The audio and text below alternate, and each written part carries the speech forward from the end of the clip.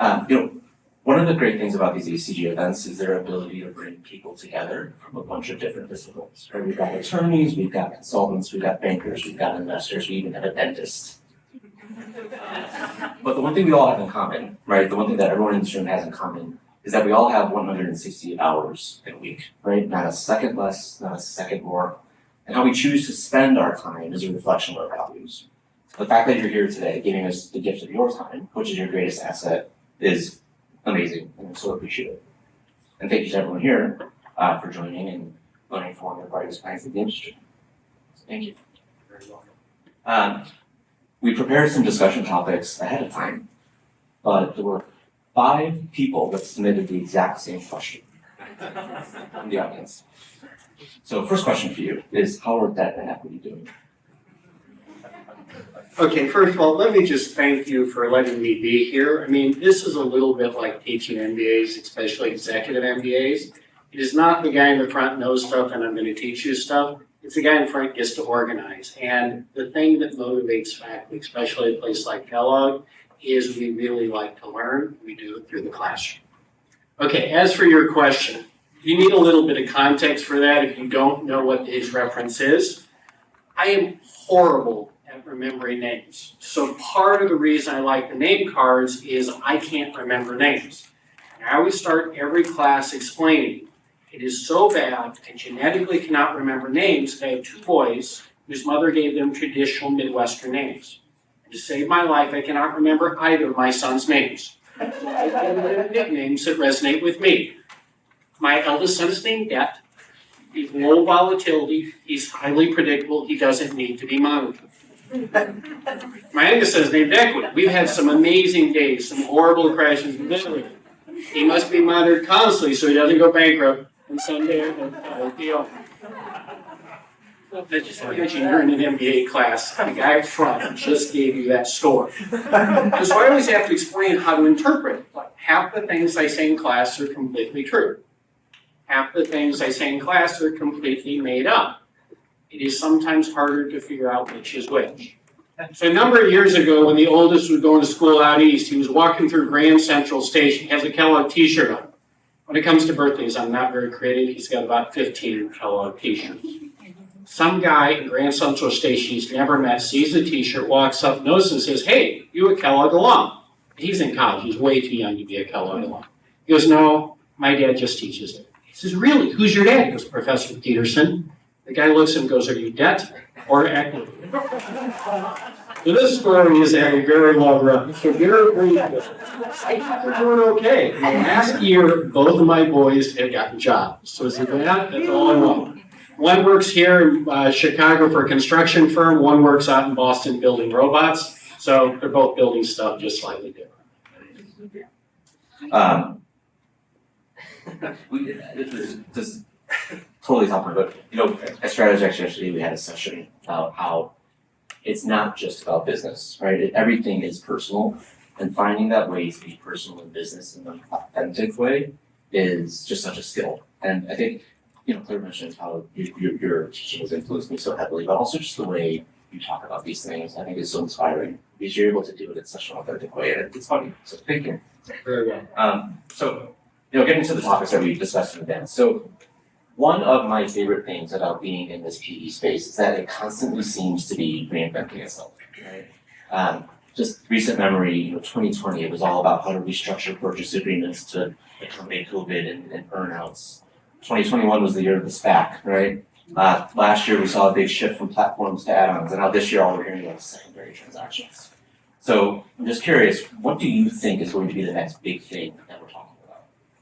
Okay, let me go back a little bit because your question has a whole lot of information. Private equity is an old-ish industry. It's not brand new. It wasn't new when I started 34 years ago. And kind of like the material I teach, half of what happens in private equity hasn't changed in 50, 60 years. And half what happens in private equity changes, I won't say every year, but every 3 or 4 years. First decade teaching, we spent a whole lot of time talking about mergers and acquisitions, so like why do they happen? And one of the data facts you noticed is M&A activity moved across industry.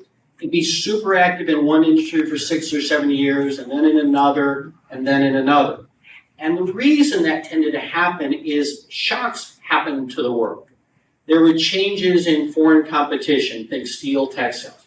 There are changes in deregulation, think airlines, trucking, banking. There are changes in technology. There are changes in customer preference. There are changes in contracting, power of unions. And what happened is when this occurred, all of a sudden the industry that knew how to run itself was struggling. You can grow organically or you can grow externally. Those lectures have disappeared, or miraculously, they've been relabeled private equity.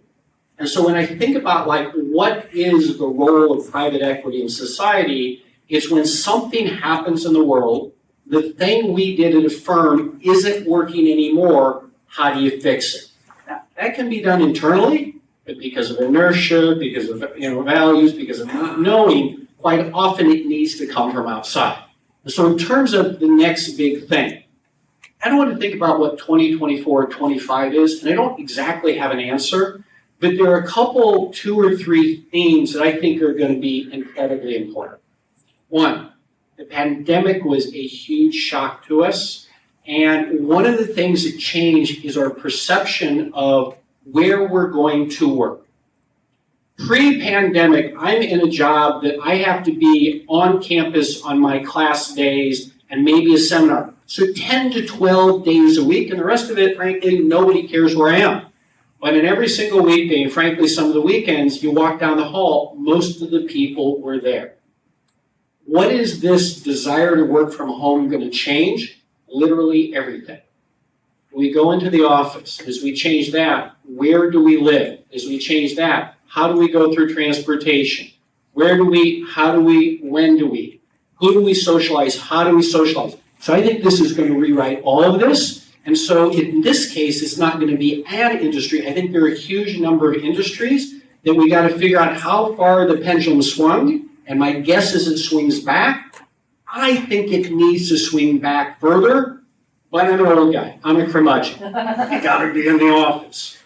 I think as a society, we are running a huge sociological experiment.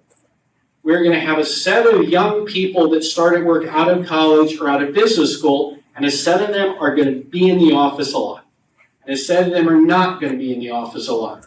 And 5 years later, my prediction is that first group's career profile is going to look very different than the profile of the others. I can get my work done. True, but a lot of the stuff I learned, especially the stuff that isn't book work, I didn't learn coming into Anthony and asking a question. I ran into the hall, he came by my office, etc. About 10 years ago, we had a tenure meeting. The way tenure works in the university is all the senior faculty get together in a room, and we spend hours discussing their research. And if you asked me going in, what's the chance this person gets tenure, I would have said 50-50. 3 hours later, I still thought it was 50-50. And one of my colleagues said, if he's not here next year, would you notice? And it took 10 minutes to finish that discussion, and we all voted the same way. Because your presence there matters a lot. Second trend, and this is kind of related to the first. In the spring, we had something that we haven't seen for years, a bank run. The Silicon Valley Bank goes down. Now, I'm a finance guy, and I also like history, so I like this repetition. We haven't had bank runs in quite a while, and this one was different in interesting ways. In 2001, I went out to an FDIC conference, and they have this center in Alexandria, Virginia, which is basically like an executive center. There's restaurants, there's rooms, there's classrooms, and they use it to bring in all the bank examiners. And as I had time, I was walking down the hall, and they have all these big, beautiful black and white prints of these large, gorgeous buildings, and lots of people dressed up in front of them. And I thought, that's just interesting history. And then I was there again in 2010. It dawned on me what those pictures were. They were bank runs. Each of those was a picture of a bank that was failing, and everybody stood out in line. Now think of the visual you're doing. You've got a bunch of bank examiners in this building to learn, and here's what we have. I suggested this to the Northwestern Medical School and they denied the request. I said, I'd like lots of pictures of dead people up and down the hall. When Silicon Valley Bank went under, it was because of a run and it had something to do with interest rates, which I think we may come back to. But afterwards, there was discussion of all the regional banks that have a huge amount of real estate loans. Building office buildings in New York, Chicago, San Francisco is a non-lose option. People are always going to go into buildings. There's no way that can't work. Now all those loans are sitting on those balance sheets, and it's gone quiet the last 3 months, which means either the problem's over or it's going to come up in the same. Trend number 2. This is way longer. Demographics. For my entire life, for our parents' entire life, for our grandparents' entire life, for the last 400, 500, 600 years, the population's been growing. In fact, if you look at sort of global growth, it is incredibly flat until the Middle Ages, maybe 1-2% growth a decade. And then there's this spike that increases. And embedded in all our forecasts, embedded in our financial markets, embedded in our social security system, is there are going to be more people tomorrow than there are today. If you start looking at replacement rates in Japan, in China, in all these countries, the US, if you ignore immigration, all of a sudden instead of more people, fewer. See, some of these phenomena, I can reach back into my memory. Work from home, I have no context. Population shrink, you have to go read ancient history, and there wasn't much written about it. And then the third one that I kind of want to think about is capitalism and free trade. We spent 30, 40, 50 years moving our supply chains around the US and then out of the US, looking for cheap raw materials, looking for cheap labor, looking for more efficiencies. And now in the last 4 or 5 years, we're thinking of moving those back. There are political safety issues, there are economic issues, there's cost issues, but why are we doing that?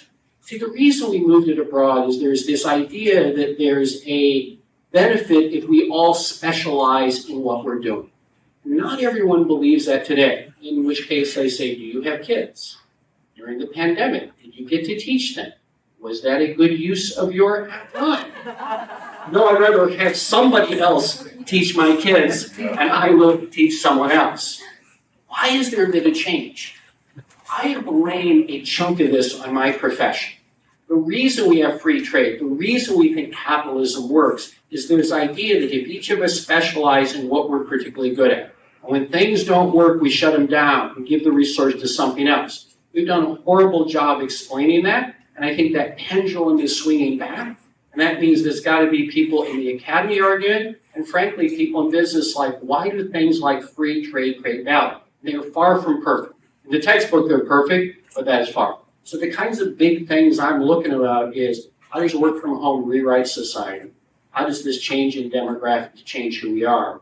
And how does sort of the perception of capitalism and free trade moving back, how does that change what we do? Since we are a capitalistic economy, and we particularly are very capitalistic, I think is central for it. You didn't mention AI, and I'll be the first to admit there's certain days where I think about AI, like how can we utilize this? How can we be a differentiator? And I just bang my head on the wall. Because unless you're Amazon or Google or Microsoft and just have gobs of data, is it really an application? So I'm just curious, are there any thoughts on how AI may play into this? So again, let's go a bigger one. If you think about trends, I think technological shocks are a huge one. And I think that we tend to, as society, overestimate the effect of them in the short term and underestimate the effect in the long term. And so when I hear AI and I think back to history, a lot of what I'm feeling last fall feels 1999, 2000 on .com. This is going to change everything. Students say, this stuff you're teaching, it's old hat, not going to matter. The world is completely different. And on the one hand, there are a lot of things that do not change. 3,000 years ago, people were really risk averse. 3,000 years ago, people like more than less. 3,000 years ago, people would rather work less unless they got something for it. But a lot of this stuff is changing. AI is, and technological shocks in general, the thing about AI, I feel, is like the internet, is like the computer. Any of these general use technologies, I think it's very hard for me to understand what they're gonna do. So step one, complete uncontrollable panic. So we had a faculty meeting in the fall, and it was 3 weeks after Professor at Wharton wrote an article that he gave ChatGPT his operations exam, and it got a B+. Now, part of what my students like about me is my mouth often goes before my brain. So like my hand shot to the faculty meeting and said, okay, does this tell me something about ChatGPT? Does this tell me something about Wharton? Does this tell me something about operations exams? That was the one that got me in a lot of trouble. They were real happy too. They were very unhappy.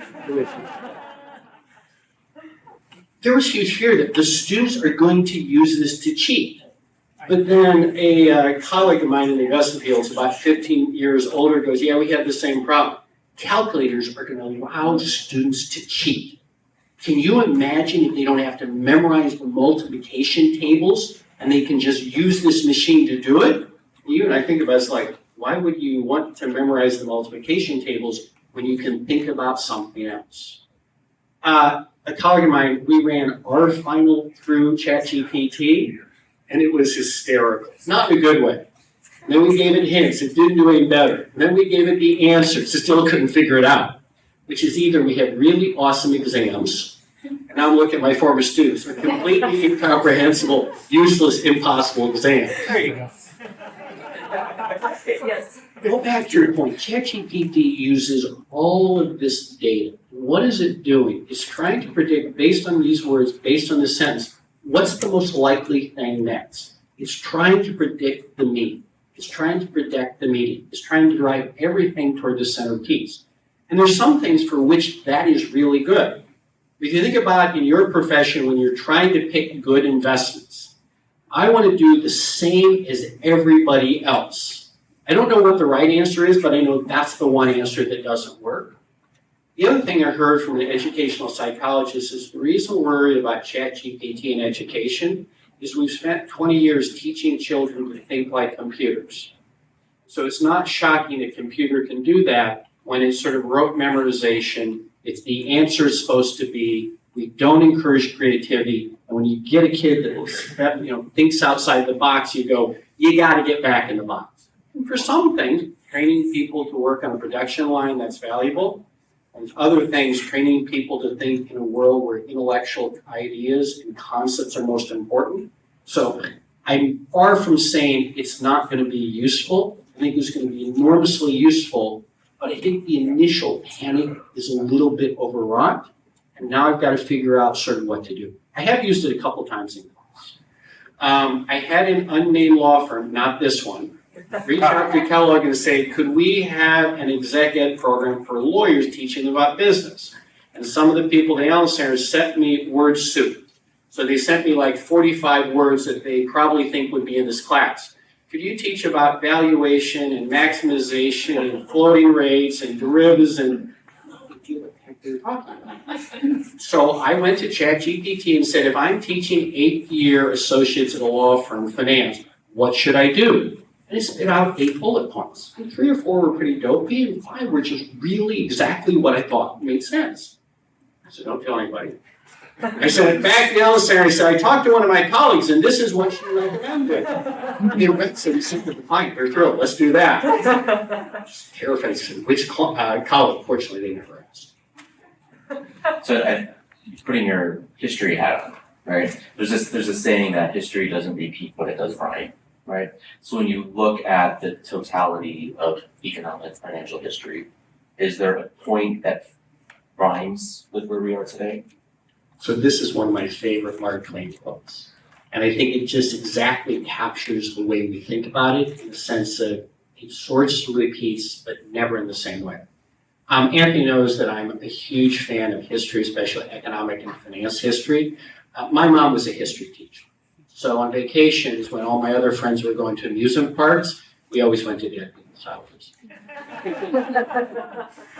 So there are two, and one we kind of talked about already, the technological shock of AI, a little bit the technical shock of crypto, the shock of the internet, the shock of mobile communication. the shock of computers, of automation, of electricity, of steam power. So if I look through history, each of those generates sort of a pattern. One of the patterns is this will change everything. This is going to make a huge effect, and the firms in those industries get huge unsustainable valuations. And people like me stay out of it on the way up. And people like me stay out of it on the way down. And some really smart people, not me, get up early and get off at the top of that escalator. This feels like that. And in some sense, one of the things about those, the computer, the internet, mobile, and this one, as I said, are general use technologies. Stop a minute and think about how your smartphone has changed your life. The amount of value and time I have given back that is not in the productivity numbers is huge. I sit on an elevator and I can answer a student's question. I sit at the grocery store and I don't know which laundry detergent we buy. Someone asked me a question in class, this one I don't do. I could look that up. But you know who does? The students. So in 1999, I was teaching a brand new course we were just writing. I was doing an evaluation of Amazon. And at the time, Amazon was like $120 a share. And we did a forecast of it using old-fashioned discounted cash flow methods. I'll tell you what I mean by a second. And we assumed that Amazon would grow 50% a year for the first decade. By comparison, Microsoft grew 42% a year for its first decade, and I would say it did better than expected.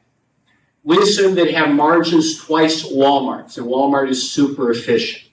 We assumed that their capital usage would be 1/10 Barnes & Noble, Borders, etc., and we could get about a $90 stock. But I wasn't very far ahead of the students. And so in preparing, I had picked Barnes & Noble, Borders, and Amazon, and I was showing them the sales to asset ratio. And as you'd expect, Amazon had a huge sales to asset ratio because they have no stores. Borders had a small sales to asset ratio because they had stores.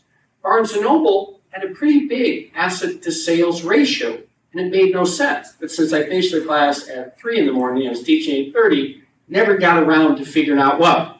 And I had a guy in the back row at Dickey say, why is that? I said, honestly, I have no idea. He said, well, did they lease their stores as opposed to own their stores? Because then it wouldn't be on the balance sheet. This is what I love about teaching MBA. It's like, they know the answers, so never bullshit, you always go.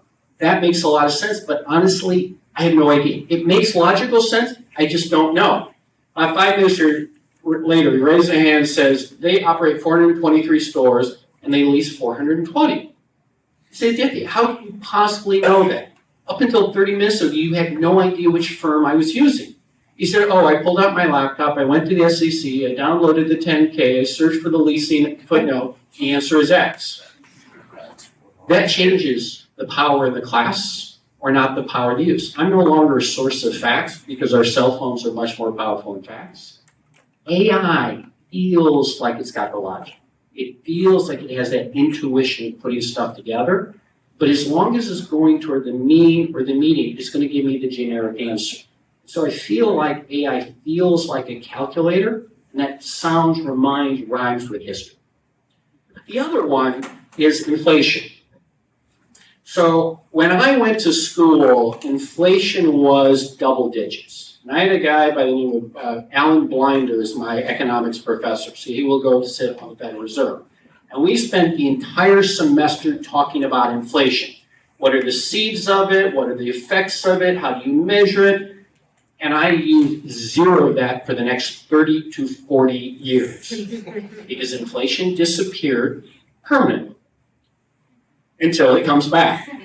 So now I'm really excited, like all that backward in my brain stuff I remember, and I walk into the class and no one has any first-hand memory of inflation. In fact, for orientation, I made this comment, it's like, how am I going to teach you about inflation? It's one thing to know the numbers, it's another thing to know the textbook, but none of you have any visceral experience with it.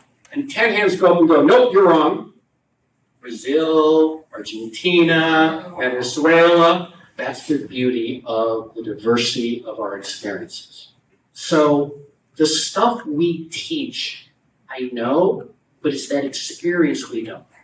Hypothetically, you are the risk manager for a very big bank in Northern California that caters to the venture capital industry.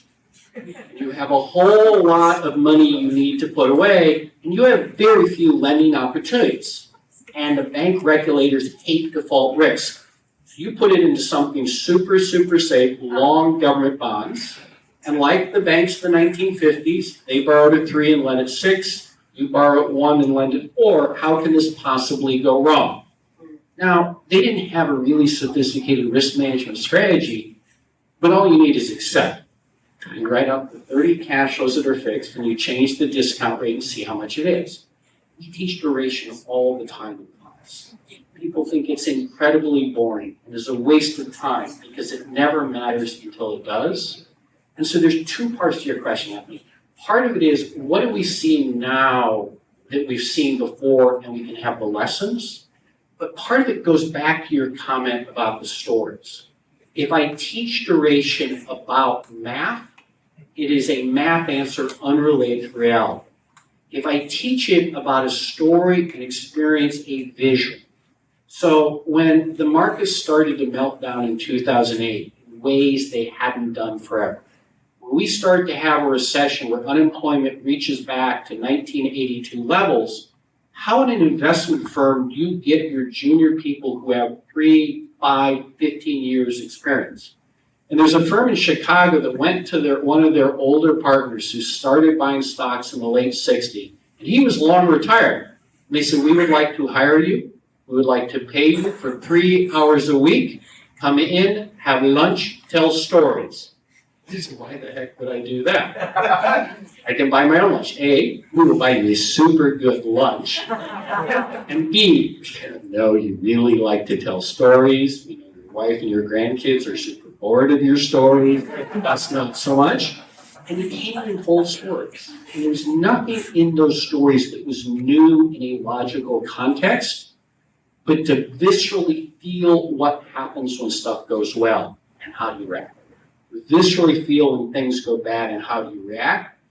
That's a skill that I think we need to embed in business. And one of the challenges of finance is perceived to be math. Math is the grammar, the spelling. It's the storytelling that I think is much important. Is that sort of an answer? Yes. Thank you. So in April of last year, we had an op-ed in the Wall Street Journal. The gist of it was carried interest reform was dropped from the Inflation Reduction Acts, but the debate's not over. Do you see it being a debate in the next election cycle? Do you see other regulations and acts in the space being hot topics? Awesome question. Thank you for asking. You know the comment, you can't make everybody happy? This is the counter one. You can piss off everyone. So I got a call from our media people that said, Wall Street Journal is curious, do you know anything about carried interest? And I just brought equity back after 6 years away, and I was just swamped. I didn't have time to think about it. And then after we went to bed, I was sitting there, it's like, yeah. And so I just hammered out 3 or 4 pages of thoughts, because they just kind of wanted to know thoughts. And so it comes back a week later, they've edited and they said, how's this? This is the article we're going to send to the Wall Street Journal. Article, I didn't write an article. Nobody said anything about Wall Street Journal. So that's kind of how it started first pass. Our editors are amazing. So, not everyone responds, but I got a lot of response. And it basically fell into 2 camps. 25% of the people that responded were very mad at me because I was too mean to private equity. The other 75 responded that I was not mean enough to private equity. I want to what I was trying to do is not go one way or the other or argue it makes sense or not. I wanted to make the argument that it is intellectually very difficult to make an argument what carried interest is. Now you all know carried interest is sort of the piece of it that's based on your profits and is taxed at the moment in capital gains in the US. And I don't know everywhere, but that's relatively common. So I said, I want you to think about 3 situations. Situation number 1. You're an employee at an investment management firm, and you pick stocks that your firm invests in your clients. And they pay you a wage, and if the stocks go up and your clients make a lot of money, we give you a really big bonus. Wages and bonus, that's ordinary income, taxed at 30+%. Option 2, you start a dry cleaning firm. You don't have a lot of equity, so it's basically sweat equity. You pay yourself very little for the first 5 or 6 years, but you work incredibly hard, and your dry cleaning firm becomes a chain of 30, and 7 years you sell it. All that effort you put in comes back as your profits, your benefit is taxes, capital gains. The first one is clearly ordinary income, wages and bonus. The second one is clearly capital gains equity. I work at a private equity firm. They pay me a modest wage. I want to come back to the word modest because I think we need to be very careful how we use language depending on the audience. And if things turn out poorly, I work 10 years and frankly, I don't make nearly as much as I could have made in an investment bank or consulting. I work 10 years and if I and my colleagues are super smart, hardworking, and lucky, we make a huge amount of money. Is that like the investment firm or is that like the small entrepreneur startup? At the moment, we're taxing these as capital gains. People are really upset. No, it's obviously one, it's obviously other. It's kind of like this question, when you think about the color green, is that really more blue or yellow? And on a continuum, it lies somewhere in between. The real world is not designed to have these really bright lines written, but in our accounting system sometimes, in our regulatory system, in our tech system, we try to draw these really bright lines. And that was the intellectual problem I think is hard. Now, you can imagine that thoughts like that are probably the way legislation is written in this country. Is this undergrads here? This is the way legislation is written in our country. No, you start with the answer and then you find arguments to support that answer. And so I do think there's going to continue to be pressure on regulation and pressure on taxation, not for the reasons I talked about. A little bit of it is the language. Private equity, oh, that's what rich people have. Private, oh, that's the stuff I'm not allowed into. We need more revenue and we should tax somebody else. No matter how much I make, somebody else means the person richer than me. And so I just think that that is a target that is on our backs. That doesn't make it intellectually right. It doesn't make it efficient. It doesn't make it good for the people that are making the statement. But figuring out what is the effect of that, I think that is very, very hard. Okay, so how do you fix this problem?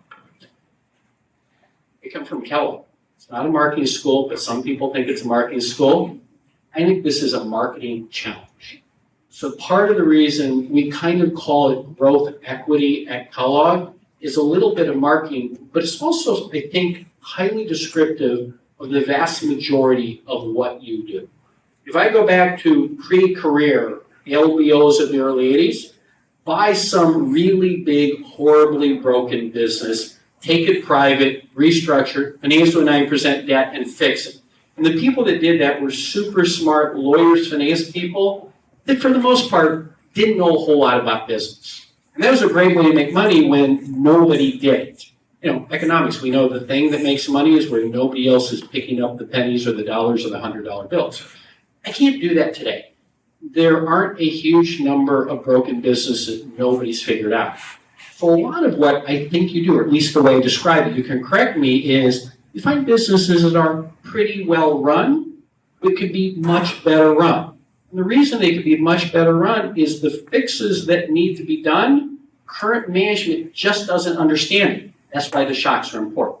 As long as I do exactly the same thing, I don't need to change. But when the world changes, I'm really good at doing whatever. So if you can come in understanding the problems I need to solve, that helps immensely. Or I know the problems, but I don't have the solutions. I don't have the skill set. I don't have the people. I don't have the capital. I don't have the risk-bearing capacity. And so in some sense, private equity, growth equity in the humans or in the popular psyche, in the politicians, is you go buy businesses and fleece them and jobs disappear. If you look at the academic data, that's just blatantly untrue. There's two issues. One, you often go in when you fix it, I go from 100 employees to 1,000. And the other is when you go into broken businesses and you don't fix them, they go to zero. And when you do fix them, they lose some employees and come back. And there's a beautiful set of work by a guy named Steve Kaplan on the South Side. I always give Booth a lot of crap, but Steve's work is truly awesome. And it is some of the best thoughtful, careful, empirical analysis. And what you walk away from is the world's just a better place when you restructure these firms. Now, the micro view is, I want to get in to make money. And most of economics is we want to get in and make money. But Adam Smith said the reason there's food on the table is the baker, the brewer, they want to make money, but they do things that are good for us. I think we, and that's both the academics as well as the practitioners, need to be better at articulating that, yes, I am trying to bail out the Illinois pension. Yes, I'm trying to create endowments for Northwestern and the Museum of Art. But I'm also fixing an economy, and if you do not have a dynamic economy, you are in trouble. Watch the next 10 years, because economies are becoming less dynamic, and the only way you have dynamic economies is where you let people make their own decisions, you let them screw up, and you let them fail. When you have these top-down control economies, I think you have a problem. One more big trend. What has happened to technology? In the US, we have a huge number of really big players. Europe, interestingly, there aren't big players. China, they're really big players. And what did we do to all the young men and women that want to develop really large tech firms? We told them, do not do that. Because if you do it and fail, you should have done something else. If you do it and you're successful, you will make your life miserable. And I think that over the short term, that makes it scarier. And over the long term, it makes the economies less robust, less resilient. But that's kind of one of the roles I see PE. And so you got to slog through the lobbying, you got to slog through the marketing, you got to slog through explaining what we do, not just through lobbyists. It's just those of us, it's here's what I do when I go to work during the day. Are there any just top line examples of countries that treat carried interest differently that are effective? Not that there's like a right or wrong way, but. So awesome question. I did some Googling and I couldn't find an answer. I see a bunch that do it as capital gains. And part of the reason we do it as capital gains is it just kind of feels natural. And a lot of tax code is historic artifacts. Why are interest expenses deductible and dividends aren't? Because in the old world, I got to pay tax on my profits. And what are profits? I got to pay my supplier, I got to pay my employees, I got to pay my rent, I got to pay the bank, and what's left over. In the modern world, that's less so. What my prediction is going to happen, and maybe you want to cut this part out of the tape.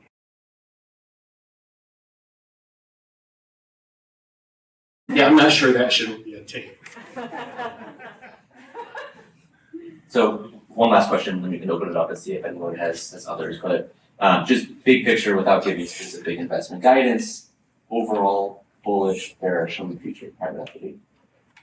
Unbelievably bullish. So short term, I'm not exactly sure how it plays out the next 3-4 years. I'm not sure if the recession of early 2003 is going to hit later this fall or in 2 years. Long term, enormously bullish. And it kind of comes back to what we've done. When it comes to my equity portfolio, people think, oh, you're a finance professor. You probably are super good at picking stocks. My students know that I am legally prohibited in my marriage ever to make an investment decision. My wife makes all the decisions, and for the most part, we are completely equity indexed, but we are also heavily in equity. So I run 80, 85, 90%, and I don't do much. Why? Because I have huge confidence in the creativity, the innovation, the resilience of the economies we operate in. That cascades over into private equity. Why do I believe the economy is strong? It goes back to Schumpeter. Schumpeter said creative destruction is what makes a healthy and robust economy. The world changes. We should no longer be making buggies. We should no longer be making landmines. And the way you want to do that is you want to pull those resources out of those old industries and shove them into new. And private equity is kind of sort of the mechanism by which we do that restructuring. The only thing that gives me pause is your earlier comment about the regulation, the taxes, the perception of them. Because if it is perceived as a pariah, that restricts what we can do, and it will hurt the people that complain out 20 years. As long as we can keep that sort of view that this is something that's not just good for the people that do it, but all the rest of us get the benefit for free riding, I'm super positive about it. Well, Professor Peterson ends every class by saying, you're smart, you're creative, but most of all, you're lucky. And we're also very lucky to have you here with us today. And once again, just thank you very much.